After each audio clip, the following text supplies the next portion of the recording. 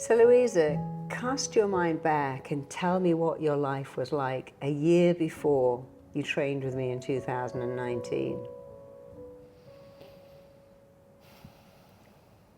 So imagine you go to sleep and you just don't want to wake up because you know tomorrow you have to do all of this over again, and you just don't have anything inside of you. You don't have a wanting to live, you don't have a wanting to be a mother, you don't have a wanting, but something inside of you says just go on, just go on. And when you look at boxes of medication, that is an idea. When you look at cutting onion, cutting is an idea. There's a bus, maybe if I just like swerve inside in front of the bus. I was really just thinking about how can I exit, because it was just so hard. But then I was thinking I can't, because what about my kids? Of course. And then you wake up and you go like, oh, may I say it? Yeah, you can say anything. And you go like, oh, not again. I didn't want to wake up. I didn't want to do this. And everything that you ate was lifeless, and everything that you did was just practiced. It was just habit. There was nothing. There was fun moments, of course. There was really nice moments, but the majority of it was torture, because I didn't want to be in this body and I don't want to be here. And how did you hear about RTT, and what made you think that might be the answer? I remembered the first time that you hypnotized me. Through the course. Yeah, and there was just this moment of breath, and I'm getting goosebumps, and I was thinking, like, this is it. I'm seeing light somewhere. And I spoke to my husband and I said to him, and I don't know how I said it, I don't know if there was something in there, it's because I've approached him about stuff beforehand, and he go like, you got to do this. And he was very supportive. Good. Like he agreed that you changed my life. But when you came back, did you notice a completely different wife? Didn't you tell me? I did. You told me to do this stuff. Yeah. And it was, oh yes, and I could see he was enjoying. He was really, and I was enjoying it, and it was just. Because of course in your session, which is private, but we can share one thing with that little girl, but you had to be so good, so perfect, and of course whenever you enter the race to be perfect, there's never a finishing line. It becomes an absolute curse because you can't be perfect. And so I think it's fair to say we freed you of the need to be perfect, and instead you could be perfectly flawed like everybody else. Yeah. Yeah. Yes.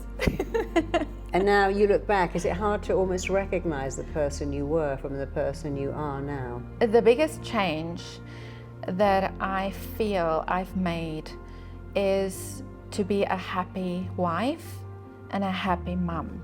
Yeah. And to laugh with my children, but really feel the laugh, like it's coming from deep.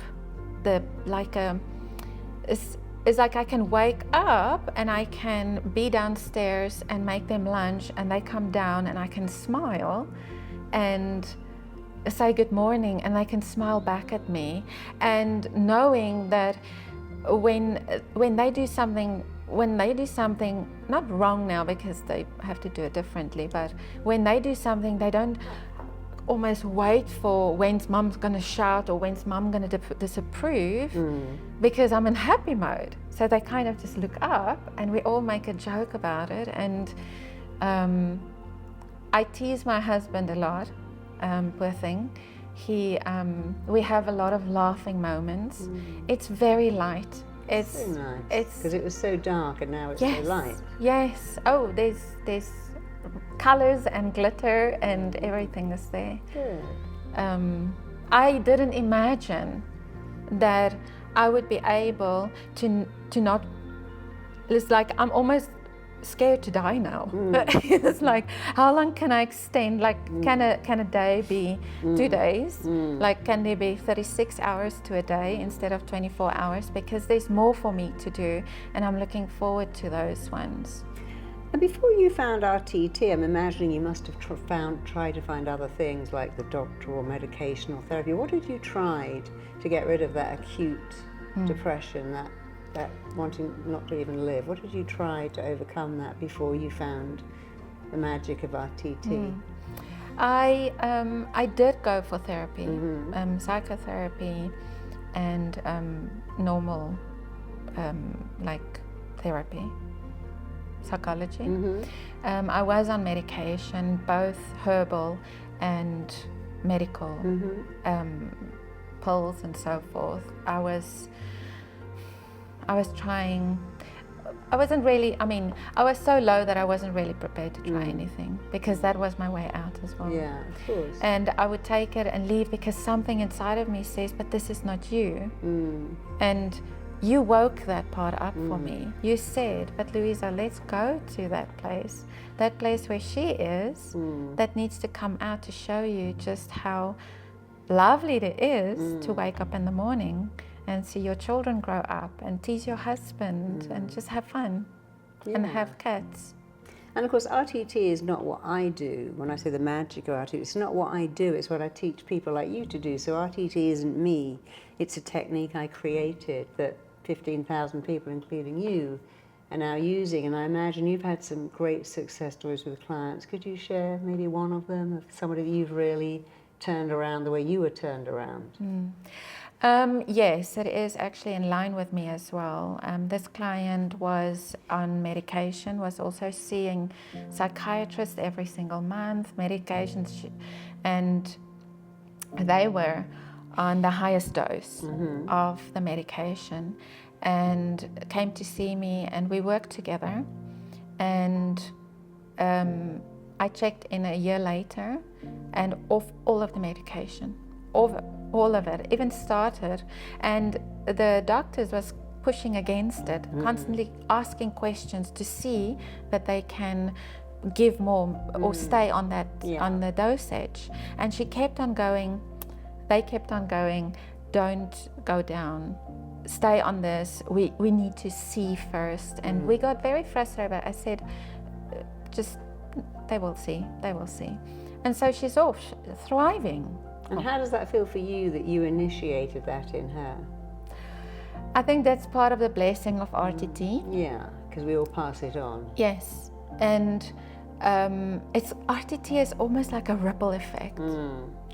There's a stone dropped, and then somebody gets something, and somebody gets something, and somebody gets something, and it just doesn't stop. It's like if the lake stops, this will stop. Because if the person you worked with has children, you know that you're also affecting them.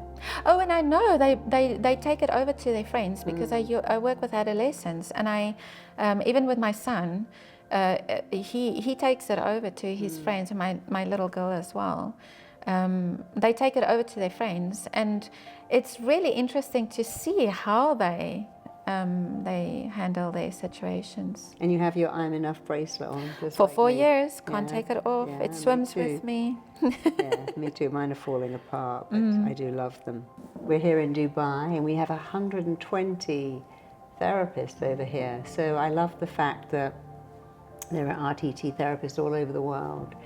And we have that community, which is so important. For me, the training is wonderful, but I want people to feel supported. So after the training, they can go onto the Facebook group and say, hey, I'm seeing someone this week who's pulling out their eyelashes. Anyone done that? And yes, I've done that, and this is what I did. Or you can say, you can ask any questions. And how do you find the group, the network that you belong to afterwards?